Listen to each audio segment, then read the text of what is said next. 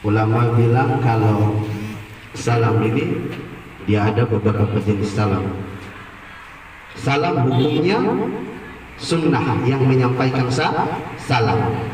Kalau menjawabnya wajib, kalau tidak menjawab berdosa. Jadi kalau kayak acara begini kita ketemu di jalan, wajib untuk menjawab. Adapun yang tidak wajib untuk menjawab dan tidak diperbolehkan untuk menjawab salam, yaitu ketika sholat. Akhir sholat imam, assalamualaikum warahmatullahi, tidak boleh jamaah menjawab.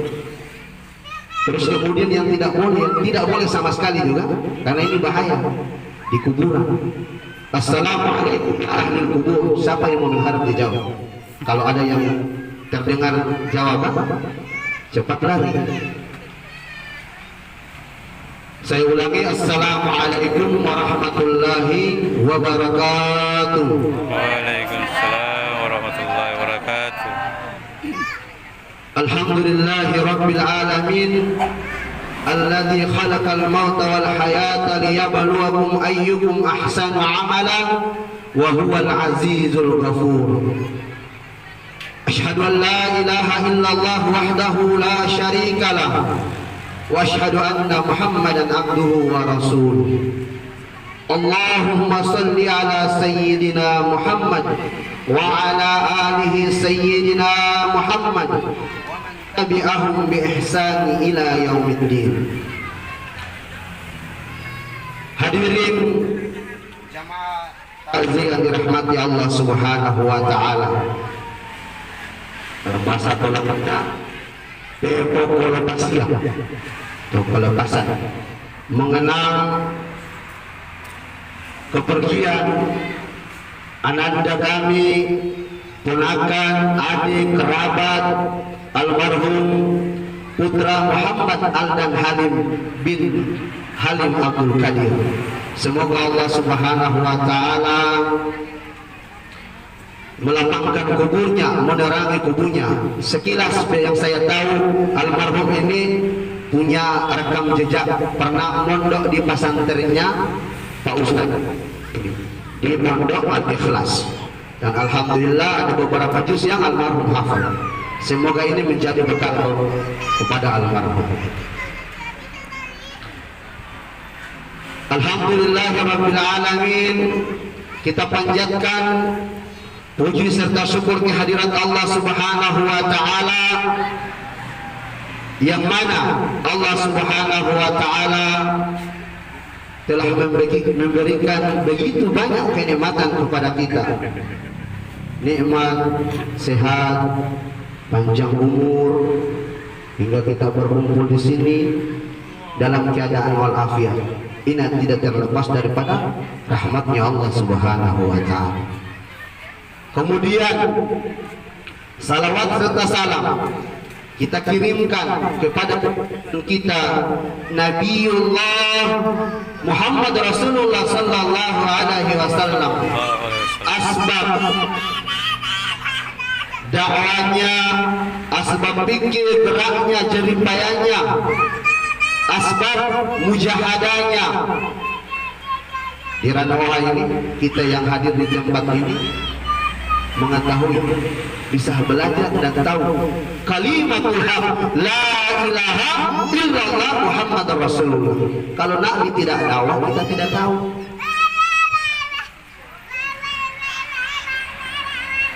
Kata Allah Subhanahu wa taala, sebelumnya saya memberikan penyampaian hormat kepada pemerintah desa yang kami hormati atau yang mewakili Pasekdes yang telah hadir di tempat ini beserta stafnya.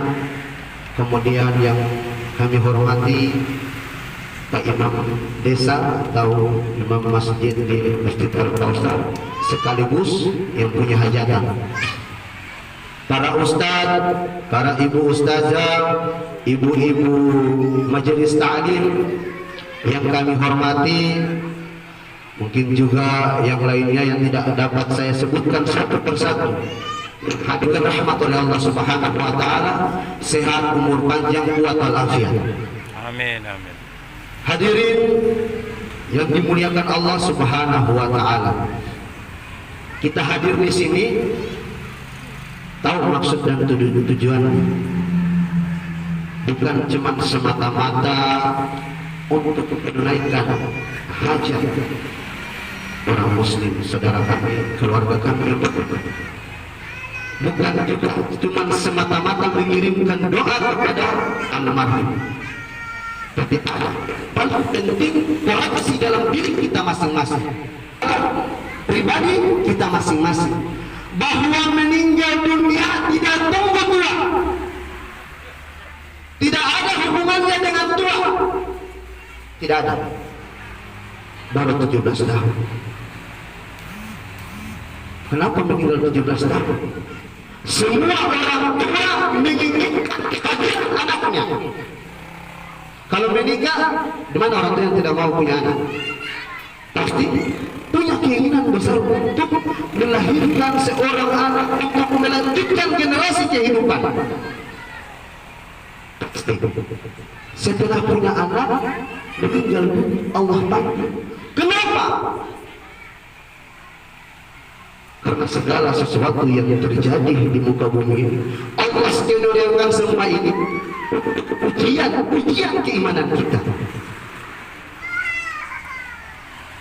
Orang meninggal tidak serta-merta langsung meninggal, tidak. Ada sebab-sebab. Almarhum putra Muhammad Aldan Halim meninggal dunia bukan kecelakaan. Sudah tertulis di Lauhul Mahfuz ketika lahir pada hari itu dan meninggal tanggal sekian. Tidak ada hubungannya dengan musibah. Ada orang yang tidak sakit cuma diam-diam di rumah meninggal. Selaku manusia yang dibatasi dengan segala kekurangan, mulai kita beranalogi. Tadi kalau dia tidak bawa motor, tidak akan meninggal. Tadi kalau dia tidak tidur, setelah makan terus mengongkong merokok, dia tidak akan meninggal karena dia tidur jadi meninggal. Tidak. Satu ketika malaikat Israel ditugaskan untuk menjadi malaikat pencabut nyawa, malaikat pemisah segala kenikmatan. Malaikat Israel tidak mau, tidak bersedia. Oh, saya tidak mau ya Allah. Menolak tugas itu. Alasannya apa? Nanti manusia ini anak cucu Adam mirip saya. Kalau ada kematian nanti, ini tidak lain pasti Israel. Tidak lain ini, pasti Israel ini orangnya. Maka saya tidak mau ya Allah.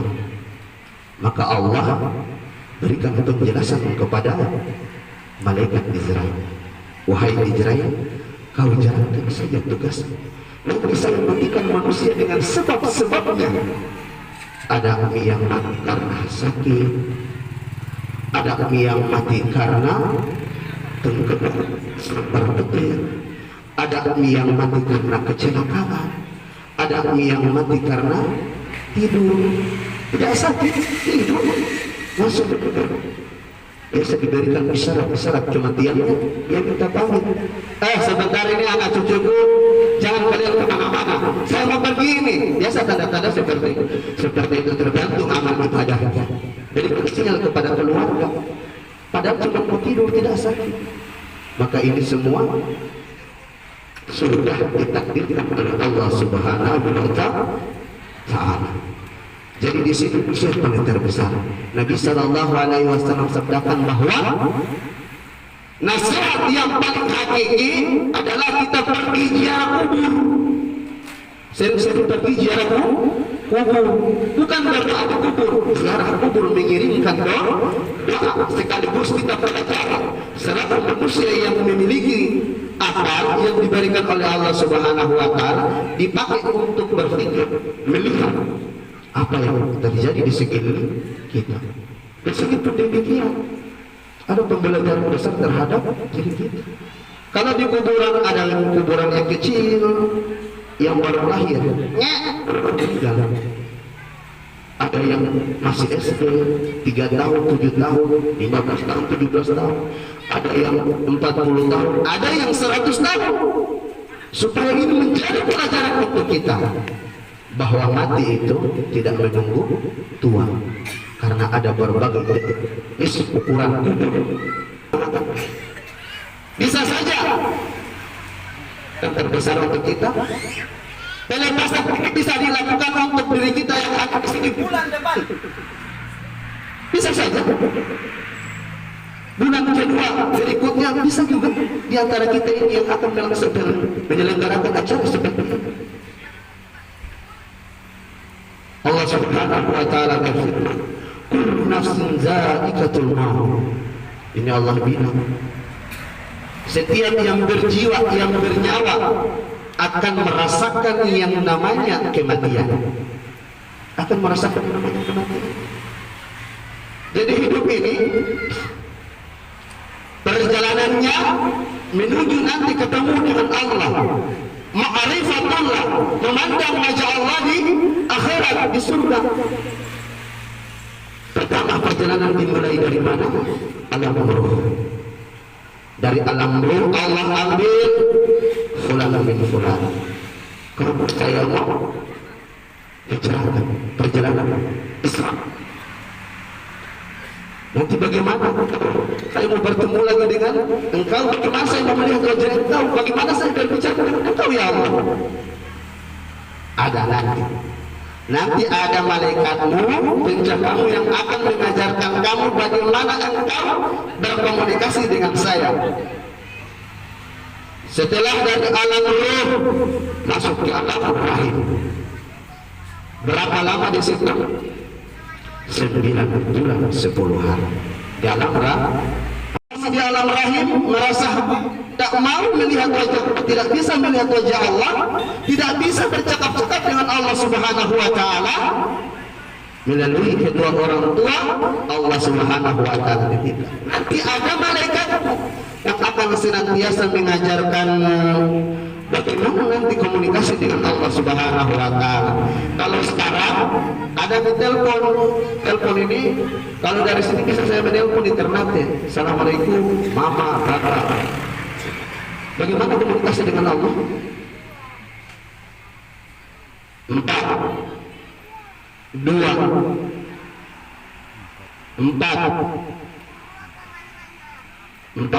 3 itu nomor. Hubungi Allah, komunikasi dengan Allah dalam satu hari satu malam 5 kali.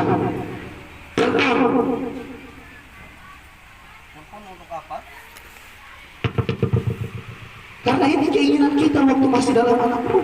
Setelah kita di dunia, apa yang kita kerjakan? Apakah ada perintah untuk kita menyempurnakan harta? Tidak ada perintah menyempurnakan harta. Dunia ini tempat menyempurnakan karena dunia ini tempat transit, bukan tempat kita tinggal selama-lamanya. Tidak. Transit berapa?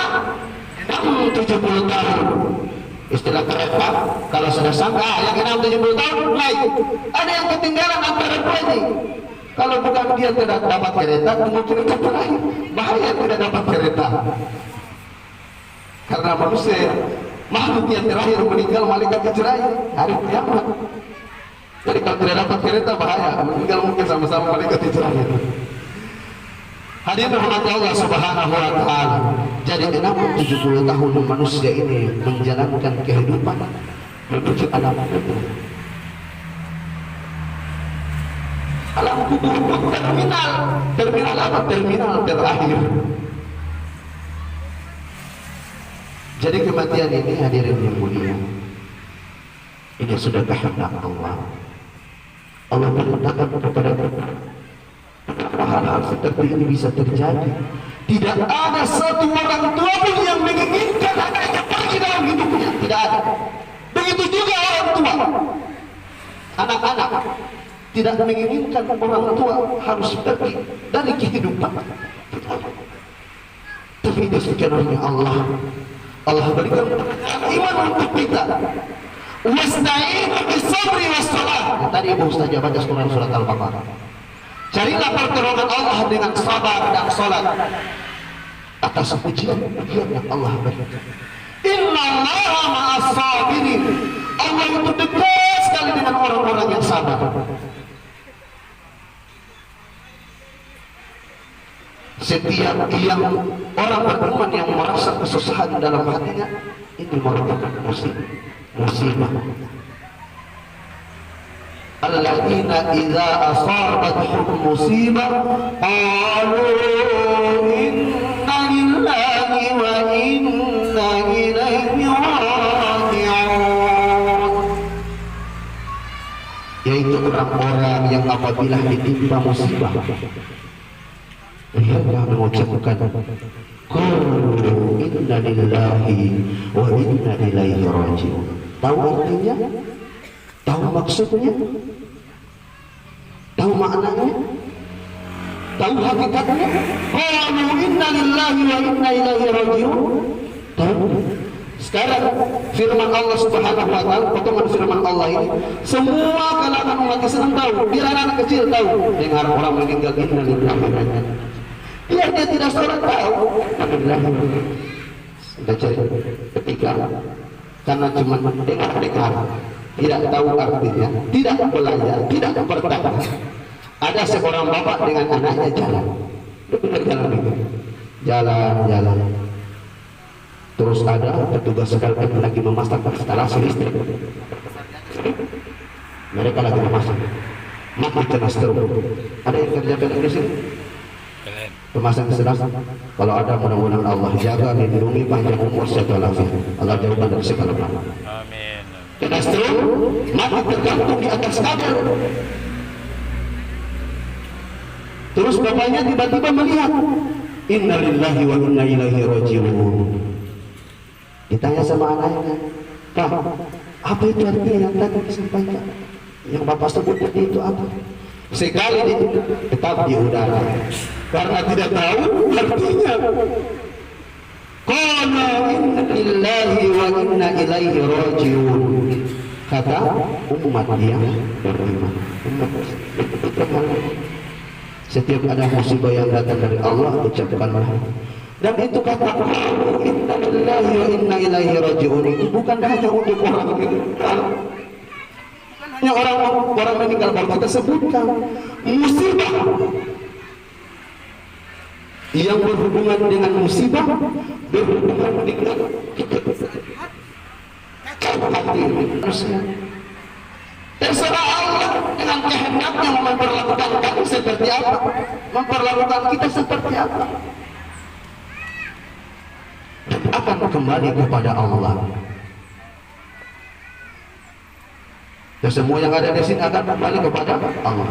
Qalu inna lillahi wa inna ilaihi raji'un.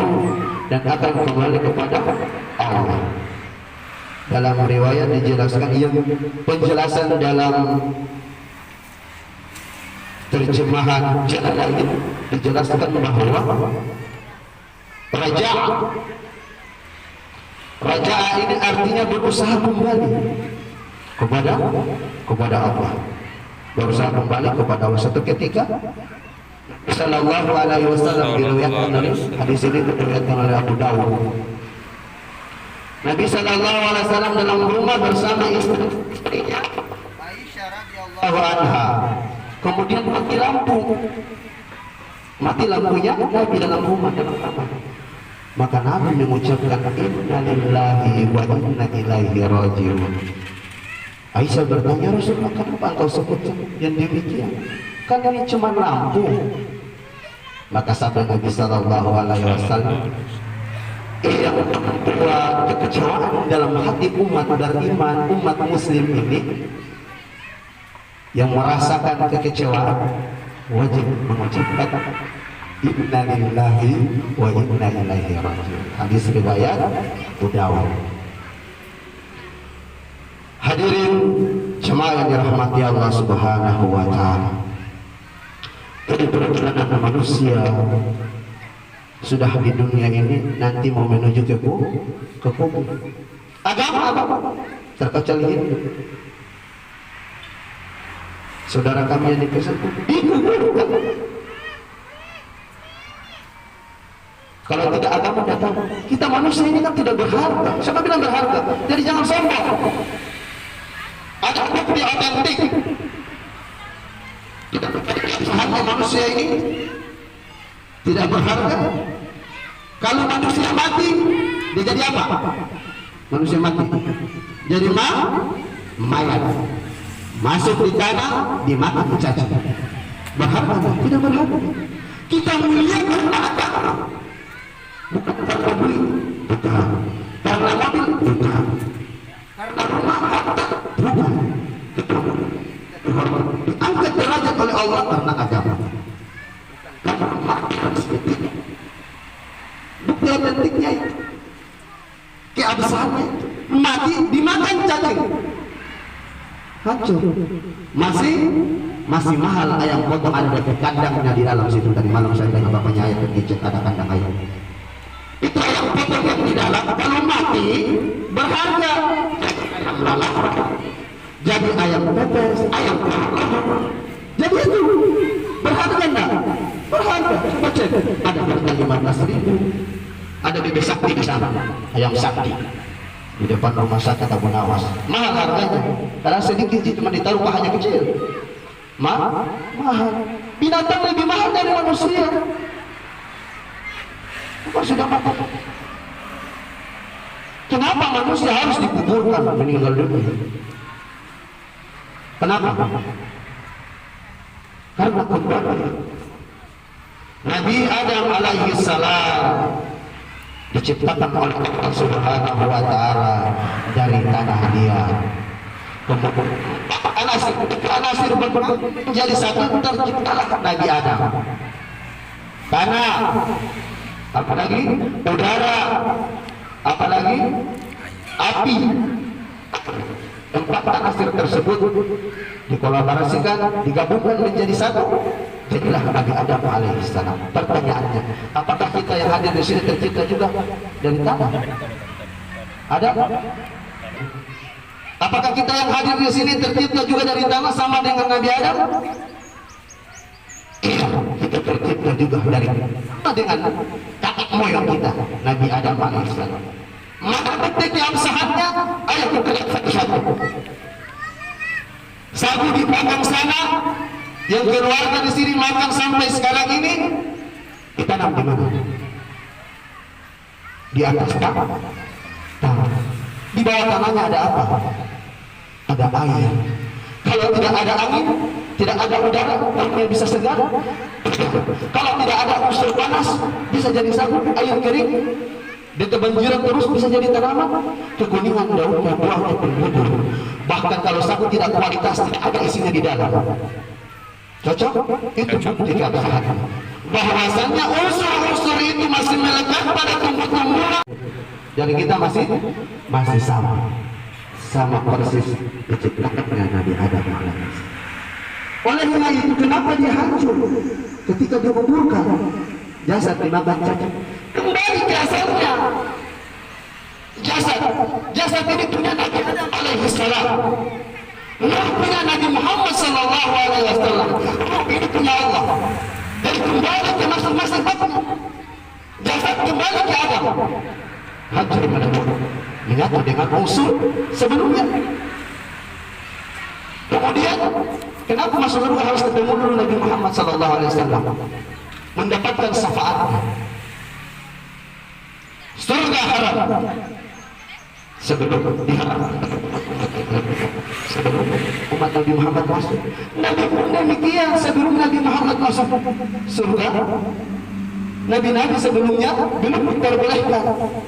Muhammad keluar, ambil. Sekelompok manusia yang mati tidak ada dosanya, tidak dihisab, masuk sekelompok manusia. Nurnya harus berhadapan dulu dengan Nabi Muhammad. Selesai haknya Nabi Muhammad baru bertemu dengan Allah, memandang wajah Nabi Muhammad sallallahu alaihi wasallam. Masuklah. Ya Allah, umatku, wahai kita sekalian, kemana telah itu? Yang 80%, 20% dosa, haknya Allah. Maka orang tasawuf bilang, jasad Adam nur Muhammad ruh Allah. Kembali ke masing-masing. Selesai dunia, selesai jalan perjalanan, selesai cerita perjalanan manusia ke akhirat. Kemudian di akhirat nanti ini ada anak-anak. Siapa yang punya anak yang pernah meninggal sebelum balik?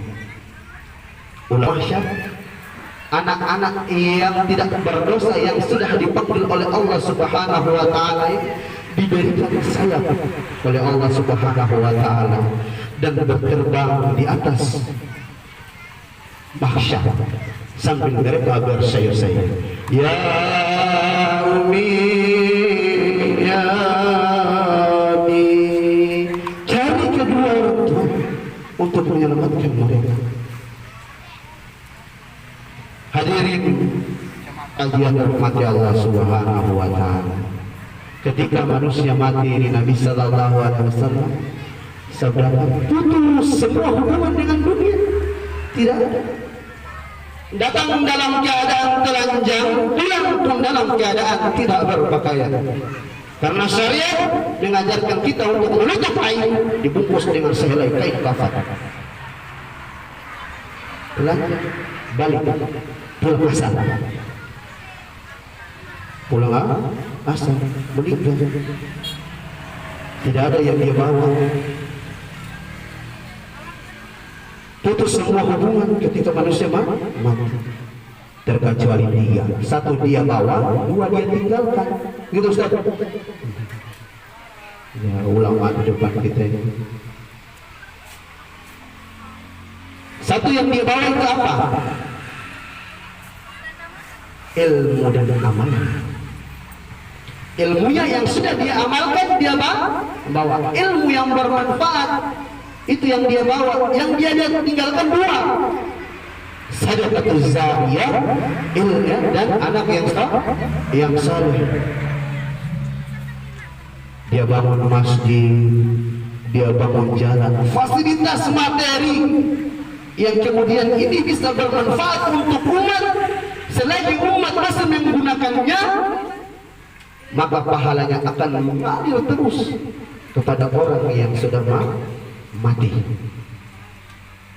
Kemudian anak yang dia tinggalkan, anak keturunan, anak yang soleh. Anak yang soleh itu bagaimana? Anak yang soleh itu senantiasa anak yang berdoa kepada Allah Subhanahu wa taala dan merisaukan, memikirkan keselamatan orang tuanya. Kirim doa, ud'uni astajib lakum. Minta doa baik-baik kepada Allah Subhanahu wa taala supaya Allah berikan cahaya dalam kuburnya, berikan kelapangan dalam kuburnya sejauh mata memandang, dan kemudian letakkan orang tua di sisi Allah Subhanahu wa taala. Jangan kita berkelahi dengan peninggalan orang tua. Tanah berhektar-hektar, tanaman, harta, hotel, uang, emas, perhiasan yang ditinggalkan orang tua kita pakai kita lagi. Kalau tidak ingat tadi orang tua sudah meninggal. Waktu itu saya di kurang lebih 1 hari mau masuk ke bulan Ramadan, saya mengantar orang ziarah kubur. Itu di kuburan, di Punggolana, di kompleknya Pak Ustadz, ulama kita. Itu kubur bagus, saya lihat keramiknya bagus, tapi ditimbun rumput. Oh itu semua jadi semua terkumpul di sini. Bagaimana kau anak-anak dengan cucu yang ditinggal, anak keturunan ditinggal? Jangan cuma harta yang kita pakai berkelahi. Harta ambil bagi tak pakai sedekah, niatkan bangun masjid, bangun pondok, niatkan untuk almarhum orang tua yang sudah meninggal. Kalian tidak ingat kejadian ini? Orang tua yang sudah mendahului kita, sekarang yang kita duduk di atas tanah dengan kokoh, dengan setwal. Kalau bukan almarhum ini, Halim Abdul Qadir Tabi, mau tinggal di mana kita? Anak cucu yang ditinggal. Tidak ada rasa syukurnya kita kalau kita untuk memberikan hadiah dalam bentuk membangun pondok pesantren atau untuk Nabi sallallahu alaihi wasallam sabdakan, anak yang paling bakhil adalah anak yang tidak mengirimkan doa kepada orang tuanya.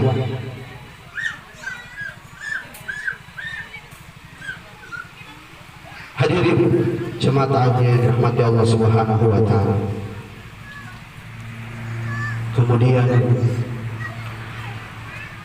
Aisyah pernah bercerita tentang perjalanan kematian yang diceritakan oleh baginda Nabi Sallallahu Alaihi Wasallam. Bagaimana itu kira-kira perjalanan orang meninggal? Bagaimana ceritanya perjalanan merasakan dalam mimpi bahwa dia ini meninggal dunia. Kemudian ada anak istrinya, keluarganya berkumpul mengiringi di bagian tubuhnya mulai dari kepala sampai kaki. Ada yang membacakan surah Yasin, ada yang menangisi kepergiannya. Itu perjalanan. Kemudian dia dimandikan. Prosesi itu yang sering kita lakukan, apalagi Pak Imam ini yang berpengalaman untuk mengurus jenazah, dimandikan. Seandainya jasad bisa bicara, dia akan bicara. Wahai orang yang memandikan, janganlah terlalu keras engkau menyerahkan air itu.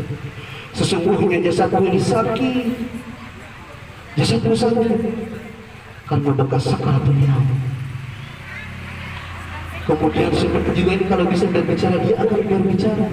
Janganlah engkau gosok badanku dengan sabun yang keras. Pelan-pelanlah engkau gosok badanku dengan sabun, karena sesungguhnya jasadmu ini masih sakit atas sakaratul maut. Pekerjaan itu dilakukan hingga dia disolatkan, masih terbawa dalam mimpinya menurut almarhum. Oh, saya bermimpi mulai dia dikafani, kemudian setelah dikafani dia disolatkan.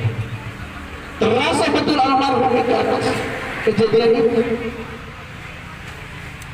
Setelah dia disolatkan, kemudian dia diletakkan di keranda dan dibawa menuju ke kuburan. Dia masih merasakan, tapi perasaannya dia bermimpi, padahal benar dia meninggal.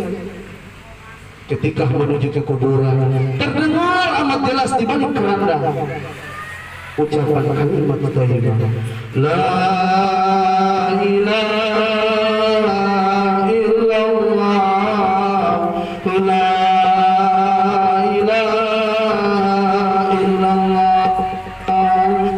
la ilaha illallah, Muhammadur Rasulullah. Kalimat thayyibah yang mengiringi perjalanan menuju kuburan.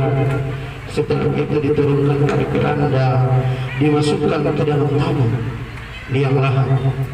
Masih terdengar sangat jelas selama timbunan tanah yang kena papan. Tapi perasaannya waktu itu dia lagi sedang bermimpi. Dia sedang bermimpi.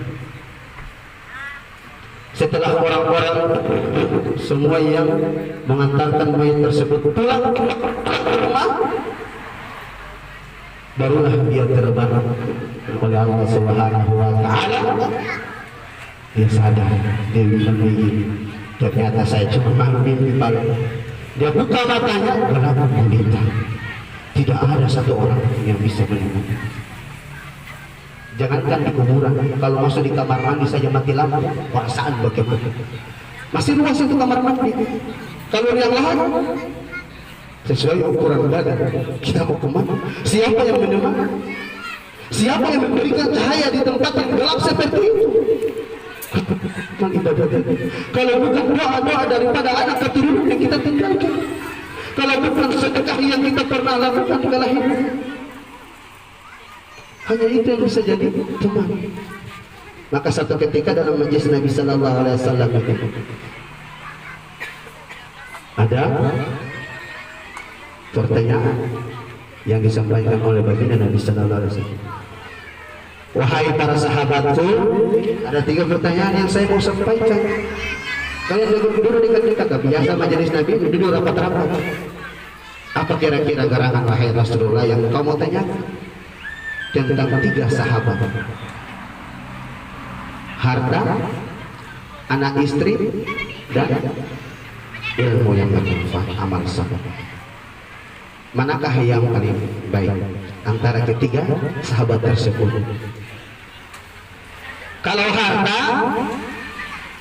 ketika kita mati dia bilang begini, mohon maaf Kanjeng, Inggomio, mohon maaf Inggomio, saya pergi di sebelah, kalau sudah mati.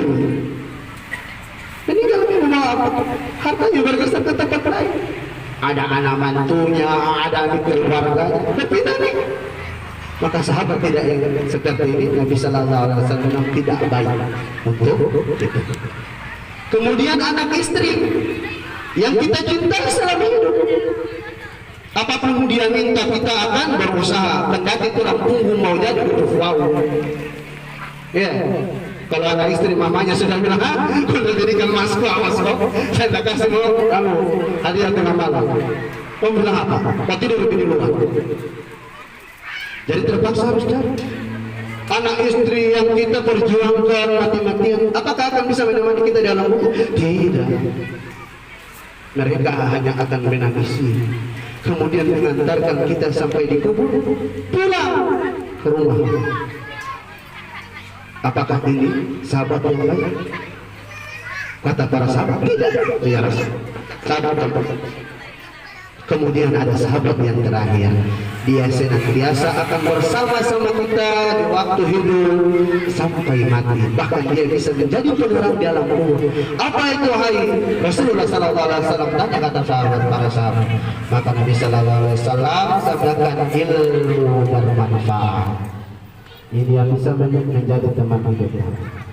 Olehnya itu hadirin yang mulia, sudah ada kode dari Bapak yang sudah, saya rasa sudah mulai bilang, sudah mau jam-jam makan, sudah mau